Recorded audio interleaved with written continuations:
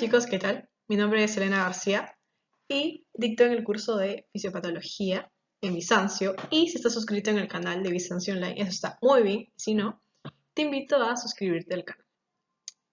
Hoy les hablaré acerca del accidente cerebrovascular. Muy bien, empecemos por lo que es una enfermedad cerebrovascular. Es el conjunto de trastornos que afectan los vasos de la circulación cerebral. Esto va a incluir lo que es el accidente cerebrovascular y el ataque isquémico transitorio. Es importante diferenciar lo que es una enfermedad cerebrovascular de un accidente cerebrovascular, ya que la enfermedad cerebrovascular es un proceso más crónico que va a afectar los vasos del cerebro. Sin embargo, el accidente cerebrovascular es un proceso mucho más agudo y aquí podemos apreciar lo que es un ACV hemorrágico, ¿ok? Entonces, diferenciando siempre estos dos conceptos.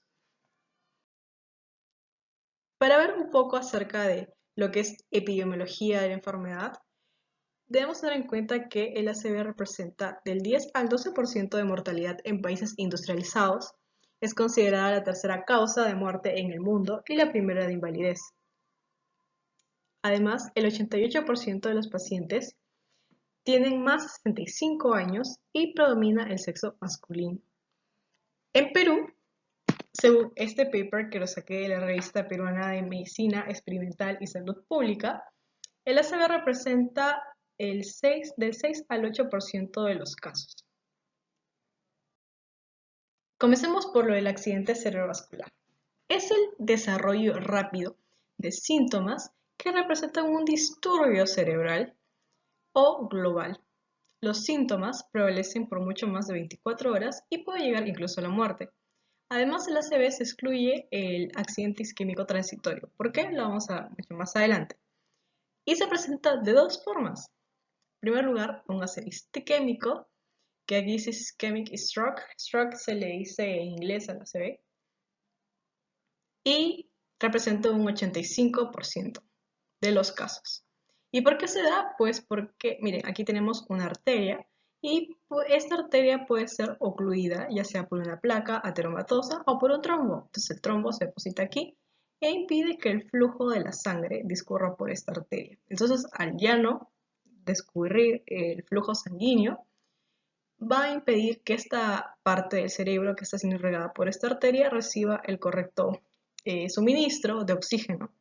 Entonces comienza a infartarse o se procede, bueno, la isquemia, que es lo mismo, ¿no?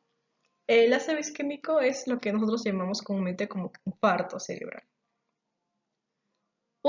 El ACV hemorrágico, que es el otro tipo, corresponde al 15% de los casos y se ocasiona básicamente por una rotura del aneurisma. Entonces, el aneurisma se rompe y se produce una hemorragia. Ahora, para repasar un poco lo que es anatomía, la irrigación del cerebro se da básicamente por dos sistemas de arterias. Uno que es la carótida, que va a irrigar la parte anterior del cerebro, y otro que es la arteria vertebral, que va a irrigar la parte posterior. Ahora eso es un gráfico que está mucho más amplificado. Aquí podemos observar ala cerebral anterior, ala cerebral media y la arteria carotidia anterior. Estos componen a lo que es el sistema carotidio.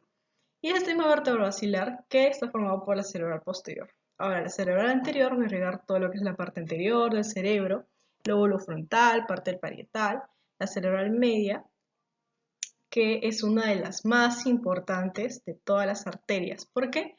Porque la cerebral media va a irrigar a lo que es la corteza frontal motora y premotora. ¿Y de qué se va a encargar esta corteza? Del control fino de cara y mano, así como podemos apreciar en el homúnculo de Penfield. Además, va a irrigar a la corteza del lenguaje. En la corteza del lenguaje se va a encontrar lo que es el área de Broca y el área de Wernicke. El área de Broca que nos va a permitir vocalizar correctamente las palabras, articularlas. Y el área de Wernicke nos permite la comprensión del lenguaje. Entonces, ese es un ejemplo que utilizo en clase, que es, ¿qué sucedería si Peluchín tuviese un ACV isquémico, ojalá no, del área de Broca, por ejemplo? Entonces no podría articular correctamente las palabras. ¿Y qué pasaría si tuviera un ACV en el área de Wernicke? Pues no podría comprender correctamente lo que le dicen. Y bueno, luego está la cerebral posterior, que irriga la parte posterior del cerebro, en cuanto al lóbulo occipital, ¿no? Ahora, ¿dónde creen que se depositan la mayor cantidad de émbolos? Pues en la arteria más importante, la cerebral media. Aquí se van a depositar la mayor cantidad de émbolos. Ahora, comencemos con la clasificación. En primer lugar, se encuentra el ACV hemorrágico, que es un 15% de los casos, y se va a presentar de dos maneras, ya sea una hemorragia intraparenquimatosa o HIC, que representa el 9% de los casos y va a determinar lo que es un ictus. Entonces aquí estamos apreciando un atomo de un ACV hemorrágico, una hemorragia intraparenquimatosa. Entonces vemos la sangre un poco más hipertensa, es una TC sin contraste, y podemos apreciar entonces la sangre ocupando uno de los ventrículos. En cambio, en la hemorragia subaracnoidea se da en el 6% de los casos. Entonces aquí vemos un ataque de una hemorragia subaracnoidea y aquí apreciamos el signo de la cuerda, ¿no? Que es la cerebral media inflamada, hinchada. Ya, muy bien. Ahora, comencemos con la hemorragia intraparenquimatosa. ¿Qué es una hemorragia intraparenquimatosa? Se da por la ruptura de vasos pequeños que ya han sido lesionados crónicamente y al romperse va a producir un hematoma. La hemorragia intraparenquimatosa se puede dar por dos causas, una causa primaria y una causa secundaria. Ahora, la causa primaria está compuesta básicamente por la hipertensión arterial, ¿ok? La hipertensión arterial es la principal causa de la hemorragia intraparenquimatosa. Y también la aterosclerosis, que por cierto, yo vi un video anterior que hizo mi compañero Néstor, está muy bueno y se lo recomiendo que vayan a verlo. Ok, ahora, son tres pasos que se van a dar en esta causa primaria. Primero, aquí podemos observar un diagrama de una arteria. Sabemos que la arteria tiene tres capas. Como primer paso se va a dar una lipohialinosis en la capa íntima. ¿Ok? Esta es la capa íntima. Y se preguntarán, ¿qué es una lipohialinosis? La lipohialinosis son microateromas con formación de trombos y esos trombos van a ocluir la luz de la arteria. ¿Ok? Entonces acá tenemos un microateroma y la formación de trombo. ¿Ok? Como segundo paso, es la capa media, va a haber una degeneración de esta capa media. ¿Por qué? Porque va a haber depósitos fibrinoides. Se van a depositar fibrinas. ¿Ok? La combinación de estos dos daños van a ocasionar que el vaso, tengamos en cuenta que estos vasos, como están en lo más profundo del cerebro, son vasos cerebrales, son vasos chiquitos, ¿ok? Son vasos delgados y no van a soportar este daño, entonces van a romperse y se produce la hemorragia intraparenquimatosa. Y como segunda causa secundaria, tenemos las malformaciones arteriovenosas, que se van a dar por lo general en pacientes jóvenes. En cambio, las primarias se dan más que todo en pacientes más adultos, ¿verdad? Ahora, tenemos este diagrama, podemos observar una hematoma intracerebral, fíjense, o hemorragia intraparenquimatosa. Este sangrado se va a depositar en el sistema ventricular y en el espacio subaracnoideo, ¿ok? Acá tenemos otro ataque, donde apreciamos una hemorragia cerebral en los ganglios de la base derecho. Y esto es lo mismo, pero 6 horas después. Se ve, miren, el sangrado, la parte más blanquita, el sangrado. Ahora, ¿qué daños se van a dar a nivel histopatológico? Se va a dar un edema vasogénico, un daño neuronal. ¿Por qué el daño neuronal, Elena? Porque no es solamente que se expande la sangre, ¿ok? Sino que aparte de la sangre, esto va acompañado de macrófagos y estos macrófagos empiezan a hacer daño a la neurona. Entonces se produce daño a nivel neuronal, hipertensión endocranial. ¿Por qué? Porque sabemos que el cráneo no es una estructura elástica, es una estructura rígida y no soporta grandes cantidades de sangre. Entonces, al haber una gran cantidad de sangre, estas estructuras empiezan a soportar una mayor cantidad de presión por la sangre y se da la hipertensión endocranial. Además, este sangrado se puede extender a los ventrículos y puede producirse un efecto masa. ¿Qué es el efecto masa? Cuando hay una gran cantidad de líquidos en el cerebro, en el cráneo, o un bulto que hace que las estructuras adyacentes se desplacen, ¿ok? Que se estén oprimiendo. Ahora, un punto que me pareció muy interesante compartirles es la hiperglucemia. ¿Qué sucede en la hiperglucemia? Hay una mayor cantidad de glucosa en la sangre. Por lo tanto, es el espacio extracelular, aquí está, hay un montón de glucosa y sabemos que a mayor sustrato en un compartimiento, en este caso extracelular, atrae una mayor cantidad de agua. Entonces el agua se va a extravasar, va a desplazarse al otro compartimiento por ósmosis. Por lo tanto, va a empeorar el edema. Ahora, la otra causa, que era la secundaria, como dijimos, están las malformaciones arteriovenosas. ¿Qué es una malformación arteriovenosa? Es un complejo de arterias y venas muy enredado, que están unidas por fístulas. Se da básicamente en el desarrollo embrionario, un error ahí, y se da más que todo en pacientes jóvenes. Entonces aquí vemos en esta geografía esta maraña de vasos, de arterias y venas. Entonces, fíjense acá, estas están unidas por fístulas y lo normal debería verse aquí, así, como una red ordenadita de capilares. Ahora, para explicarles mucho mejor les traigo este gráfico. Sabemos que en las arterias hay una mayor presión de sangre, ¿ok? Y en las venas hay una menor presión de sangre. Entonces, hay el paso de la sangre de una mayor cantidad de presión a una menor está amortiguado por la red de capilares. Sin embargo, ¿qué es lo que sucede en una malformación arteriovenosa? Este cambio de presiones está siendo amortiguado por fístulas, porque ya no hay capilares, sino se está unido por fístulas que aparte de verse bien enredadas y feas, son inestables, chicos. Entonces, no va a soportar el cambio de presión y se va a romper y se produce la hemorragia. Ahora, la hemorragia subaracnoidea, que representa el 6% de los casos, la principal causa de una hemorragia subaracnoidea es la ruptura de un aneurisma. Ahora, ¿qué es un aneurisma, Elena?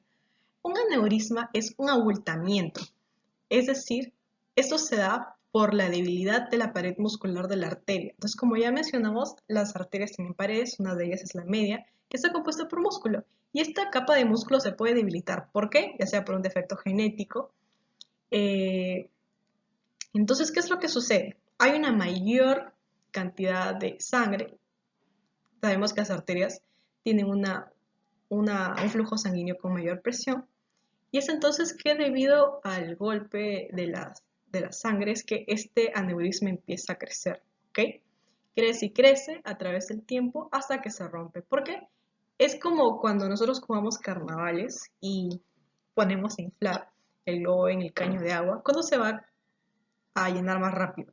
¿Cuando hay un menor flujo o cuando hay un mayor flujo de sangre, de agua? Cuando hay un mayor flujo de agua, ¿verdad? Lo mismo ocurre con esto. Si hay una mayor presión arterial, hay más riesgo de que este aneurisma se llene y se rompa, ¿ok? Ahora, ¿qué lugares son los más propensos a que se forme un aneurisma? Pues las arterias que forman la circulación anterior del polígono de Willis y las bifurcaciones del polígono de Willis. Entonces aquí vemos las bifurcaciones, pero ¿por qué se originan acá las aneurismas?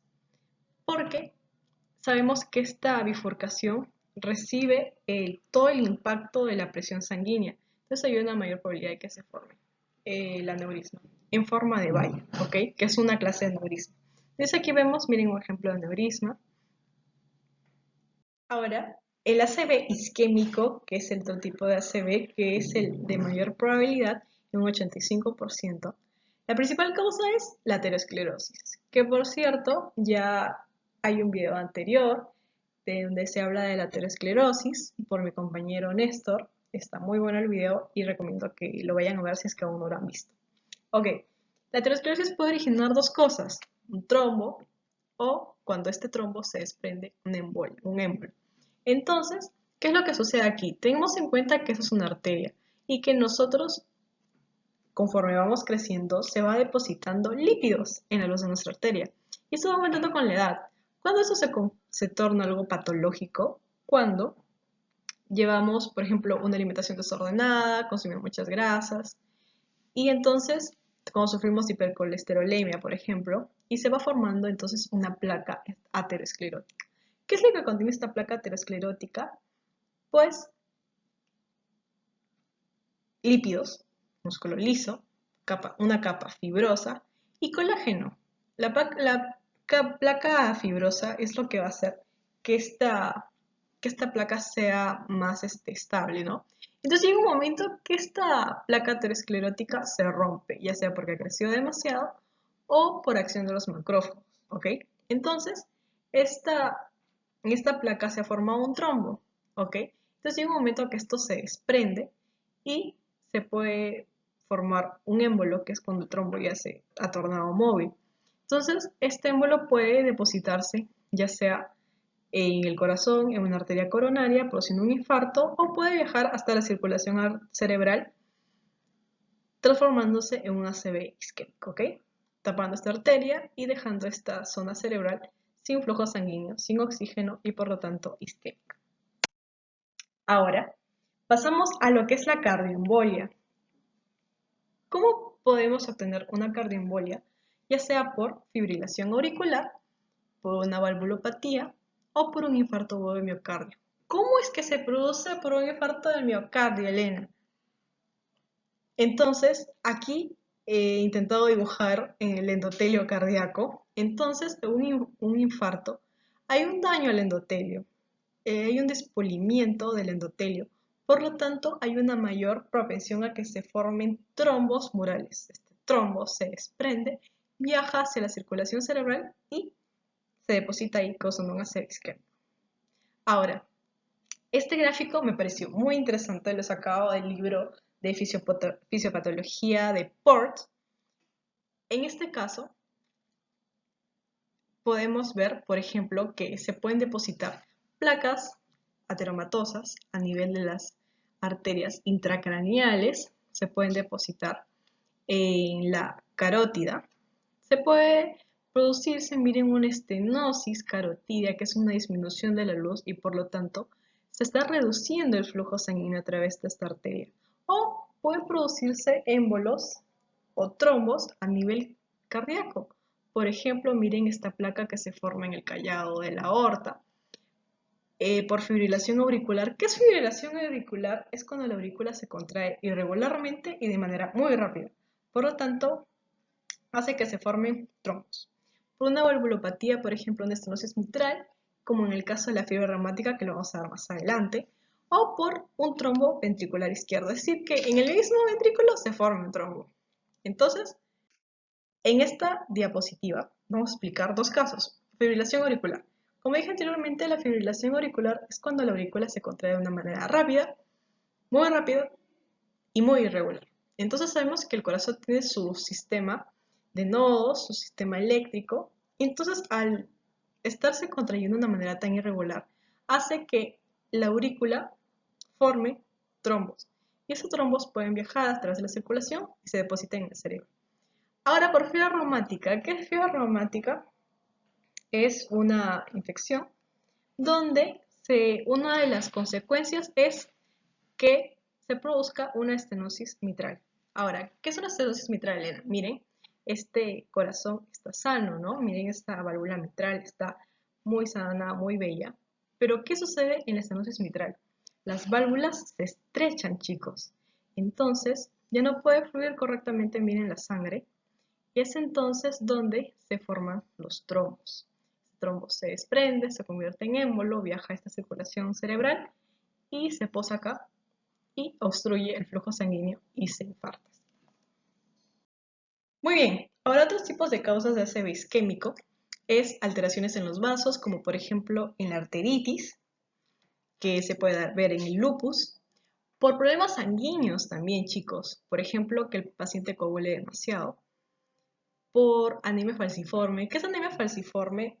Es un defecto donde, miren este eritrocito que está tan normal, el eritrocito debe tener esta forma, como de un botoncito, así bicóncavo, y por un defecto genético, el eritrocito torna esta forma de osmio. Entonces, hay un mayor riesgo de que este eritrocito deformado se quede trancado, formen coágulos, formen trombos y viajen y se depositen en el cerebro. Por síndrome antifosfolipídico, esto es muy raro, pero se puede dar por policitemia cuando el paciente tiene muchos eritrocitos o por una causa criptogénica. ¿Qué es una causa criptogénica, pues como no se sabe por qué se ha producido un ACV isquémico. Esto, aunque no lo crean, sucede en el 30% de los casos cuando el médico no tiene ni idea por qué el paciente ha sufrido un infarto cerebral. Ahora, hay tres puntos fundamentales que rigen un ACV isquémico. El flujo sanguíneo cerebral, que debe ser de 60 mililitros por 100 gramos por minuto. ¿Ok? El cerebro no puede estar mucho tiempo sin recibir irrigación cerebral. El cerebro es un órgano muy exigente, chicos. Es como la niña bonita del sistema. ¿Ok? Una correcta tensión parcial de oxígeno y una correcta glucemia. Sabemos que el cerebro se alimenta exclusivamente de glucosa. ¿Ok? Ahora, en un ACV, estos tres puntos están bajos, están disminuidos, ¿ok? Y si es que el flujo sanguíneo cerebral cae por debajo del 12 mililitros por 100 gramos por minuto, se producen lesiones irreversibles, el tejido muere y se lo llevan cargando los negritos bailarines. Ahora, otro punto importante es el área de penumbra. ¿Qué es el área de penumbra? Fíjense en este gráfico.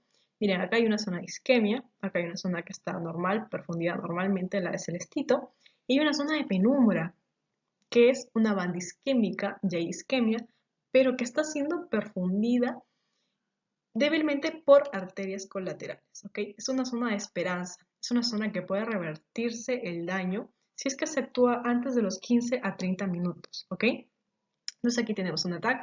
Miren, acá está el área isquémica, acá está el área de penumbra, el color esperanza, y acá hay una zona pues que está perfundida, ¿no?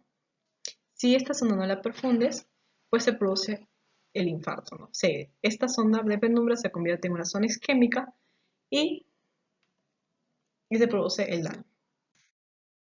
Ahora, el otro tipo de enfermedad cerebrovascular, aparte de la CB, es el ataque isquémico transitorio. ¿Qué es un ataque isquémico? Es un déficit neurológico que dura menos de 24 horas. Hemos mencionado anteriormente que la CB dura más de 24 horas. En cambio, este no, dura menos. Y no hay signos de infarto agudo en las imágenes. En un ataque no hay imágenes, en la RMN no hay ningún cambio. Entonces son cambios silentes, ¿ok? Ahora, el paciente tiene una recuperación íntegra de 15 minutos a 2 horas, ¿ok? En 15 minutos a 2 horas el paciente ya se recupera normalmente. Entonces, esto es muy importante. ¿Por qué? Porque este ataque isquémico es un aviso, chicos. Es un aviso de que en las próximas 48 horas, si tú no te haces ver, puedes sufrir en un 12.8% un ACV ya establecido. Entonces, en este gráfico vamos a ver qué es lo que ocurre. Se deposita un trombo a este nivel y se deja de perfundir, no deja de pasar la sangre. Pero, ¿qué es lo que hace el cuerpo? Aumenta la presión arterial y este trombo se desliza y continúa el flujo de sangre. Es ahí donde se desaparecen los síntomas. Sin embargo, ¿qué es lo que pasa acá? Nada asegura que este trombo no se deposite en alguna otra arteria donde sí ya no haya manera de que salga y se produzca el ACV establecido. ¿Ok?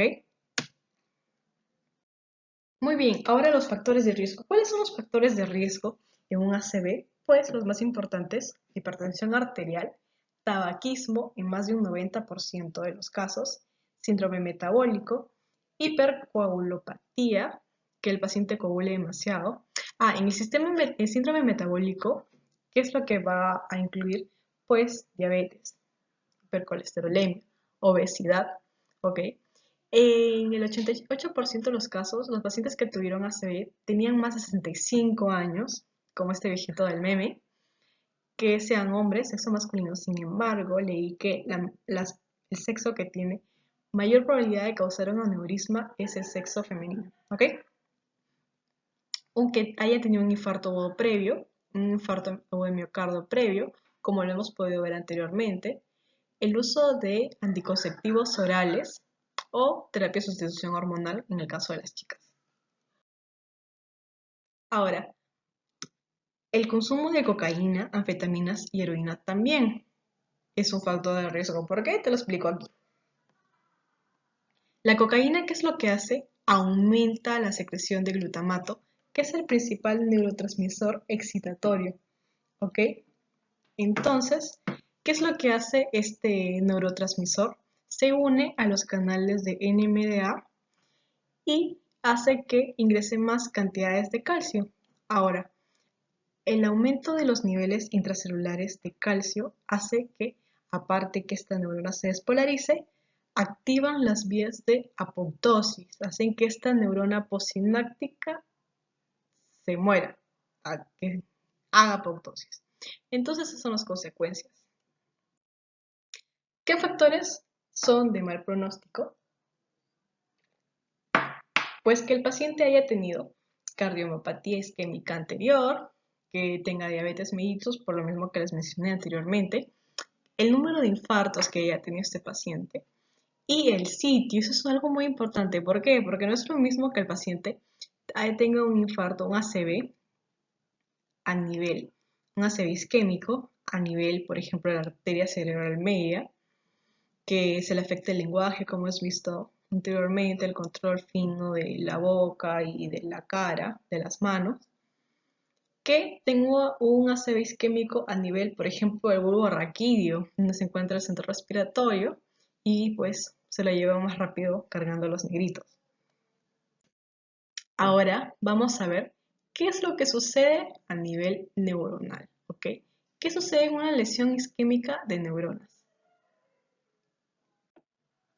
Ok, entonces lo vamos a ver más adelante. Muy bien. Ahora, el potencial excitatorio, para ver un poco de fisiología. ¿Qué es lo que sucede aquí? Sabemos que tenemos una bomba, sodio, potasio, ATPasa, que depende del ATP. ¿Qué es lo que hace esta bomba? Ingresa sodio o bota potasio, y esto hace que ingrese calcio.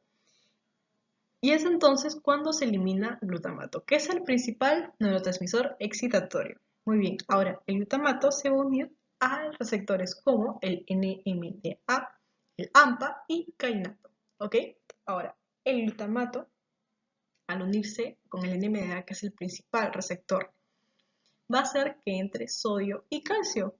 Al ingresar estos dos iones, esta neurona post-excitatoria, postsináptica, se va a despolarizar y se va a transmitir el potencial de acción.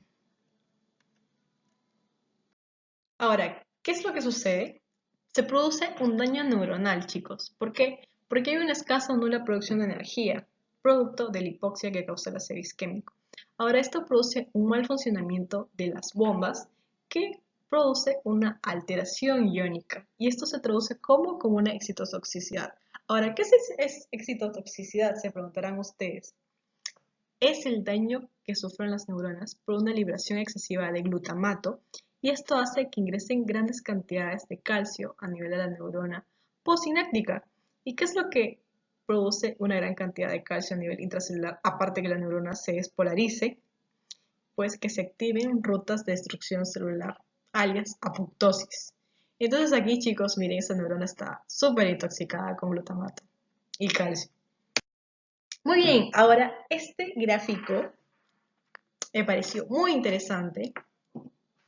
Lo sacado de el McPhee, Fisiopatología de la Enfermedad. Ahora, aquí tenemos una neurona presináptica, la neurona postsináptica, y 5 pasos. En el primer paso tenemos la bomba sodio-potasio ATPasa, que como les mencioné anteriormente, funciona gracias a ATP. Ahora, como hay un ACV isquémico, no hay oxígeno, hay hipoxia. Por lo tanto, no se produce energía. Ahora, sin ATP, esta bomba se va a inhibir. Ahora, como paso número 2, ya que esta bomba se ha atrofiado, hay una mayor cantidad de potasio extracelular. ¿Qué es lo que causa que haya tanto potasio fuera de la célula? Pues que se libere una gran cantidad de glutamato. Ahora, este glutamato, como sabemos, se une al receptor de NMDA principalmente y produce una gran cantidad de calcio, que ingrese una gran cantidad de calcio a nivel de la célula postsináptica. Y esta gran cantidad de calcio, aparte de producir una despolarización excesiva, produce que se activen enzimas como las proteasas, fosfolipasas, endonucleasas y otras enzimas que activan la muerte celular. Entonces esta célula, aquí vemos la célula que está haciendo la morición, ¿verdad? Haciendo apoptosis. Ahora, eso no es todo, chicos. Hay tan poco sodio extracelular, porque hay una gran cantidad de potasio extracelular, que se va a inhibir la bomba sodio, la bomba de glutamato dependiente de sodio. Entonces aquí tenemos un astrocito. ¿Cuál es la función del astrocito en esta escena? Pues recaptar el glutamato gracias a esta bomba y convertirla en glutamina. Pero como esta bomba está inhibida, ya no puede recaptarlo. Entonces hay una mayor cantidad de glutamato libre que se va a unir a los receptores de NMDA y producen la gran cantidad de calcio que activa las vías de la apoptosis. Muy bien. Ahora, como mencioné anteriormente, debido a la gran cantidad de calcio, hay una despolarización neuronal sostenida, ¿okay?, que causa muerte. ¿Por qué? Porque hay una liberación excesiva de glutamato y este glutamato se va a reclutar en neuronas adyacentes, ¿ok? Y aparte, esta neurona posináptica va a ser incapaz de repolarizarse, ¿ok? ¿Y esto qué es lo que va a causar? Que los astrocitos se dematicen, ¿ok? Entonces aquí vemos, miren este gráfico, con el astrocito hinchado, dematizados y el ventrículo colapsado. Y aparte, al estar esta neurona constantemente despolarizando, ¿qué es lo que va a causar? Que las neuronas adyacentes se despolaricen también. Ya está. Ahora, un aumento de calcio intracelular, ¿qué es lo que va a causar? En la mitocondria va a haber una alteración de potencial y va a haber una disminución de la generación de ATP, ¿ok? Y al no generarse mucho ATP, ¿qué es lo que va a suceder? Van a haber un aumento de producción de especies reactivas de oxígeno y se va a liberar citocromo C, ¿ok? Entonces, este citocromo C, ¿qué es lo que producía, chicos? Apoptosis. Aparte, en otra organela de la célula, como el lisosoma, que como sabemos es el pequeño Pac-Man de la célula, el lisosoma se encarga de gestión celular, ¿ok? Entonces, este lisosoma va a hacer una liberación de catepsinas. ¿Qué es una catepsina? Es una proteína, es una enzima proteolítica, ¿ok? Y también se van a activar a caspasas, y las caspasas, ¿qué es lo que hacen? Apoptosis. Este otro gráfico, miren, es como un pequeño resumen. Acá está la neurona presináptica, la posináptica, y esta neurona presináptica va a liberar glutamato, ¿ok? Ahora, ¿qué es lo que sucede? El glutamato, como les dije, se une a los receptores de NMDA, AMPA, kainato, aumenta los niveles de calcio intracelular en la posináptica, se activan proteasas, quinasas, lipasas, que van a ocasionar el daño de la membrana. Y también se van a liberar nucleasas que van a hacer daño pues, a nivel del núcleo. Y también se producen radicales libres, como son las especies reactivas de oxígeno. El óxido nítrico también va a ocasionar daño a las mitocondrias, como les expliqué, que va a originar un fallo de energía.